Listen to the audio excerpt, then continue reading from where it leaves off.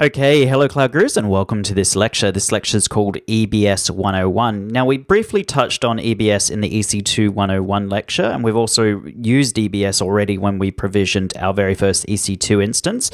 But in this lecture, we're going to deep dive a little bit deeper into EBS. So what is EBS? Well, EBS basically stands for Elastic Block Store, and essentially it's a virtual hard disk in the cloud. It provides persistent block storage volumes for use with Amazon EC2 instances in the AWS cloud, and each Amazon EBS volume is automatically replicated within its own availability zone to protect you from component failure, which is offering high availability and durability.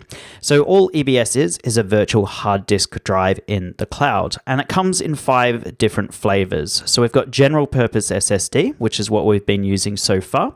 We've got provisioned IOPS, which is also SSD. So this is where you want really fast input outputs per second. We then have throughput optimized hard disk drive. This is actually a physical hard disk drive, so it's not SSD, it's magnetic. This is where it's going to be optimized for throughput. We then have our cold hard disk drive. Again, this is magnetic. And then we also just have magnetic. So let's look at the different use cases for each one. So let's start with general purpose SSD. So our SSDs are broken down into general purpose and provisioned IOPS. General purpose is basically designed for SSD volumes that balance price and performance for a wide variety of transactional workloads. And essentially its use case is most workloads. Now these API names you will need to know going into your exam. It does come up. They do sometimes use the API names. They certainly do it in the Certified SysOps Administrator Associate exam as well.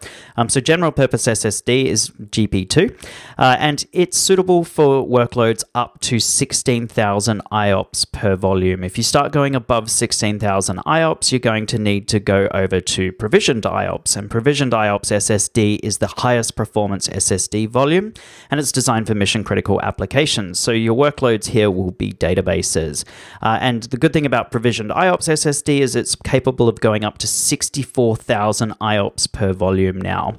We then have over here all our different hard disk drive options. So we've got our throughput optimized hard disk drive, our cold hard disk drive, and then our EBS magnetic. So throughput optimized is obviously for optimized throughput. So where you would use this would be things like big data and data warehousing. It's known as ST1. And its maximum IOPS per volume is going to be 500 IOPS per volume. Your cold hard disk drive, this is the lowest cost hard disk drive of volume, and it's designed for less frequently accessed workloads. So this could be things like file servers, etc. And again, the IOPS on this is not great. It's 250. And we then have EBS magnetic. This is basically previous generation hard disk drive. It is still available, so you can still use it in the console. And this is basically for workloads where data is infrequently accessed. So it might be where you're doing a bit of data archiving, but for some reason you opt not to use Glacier. And again, the IOPS for that is between 40 to 200. So the best way to learn EBS is to go ahead and start playing with it. So in the next lecture, we're going to learn all about EBS, and we're going to look at how we can create new volumes, how we can do snapshots, how we can resize volumes on the fly, etc., etc. So if you've got the time, please join me in the next lecture. Thank you.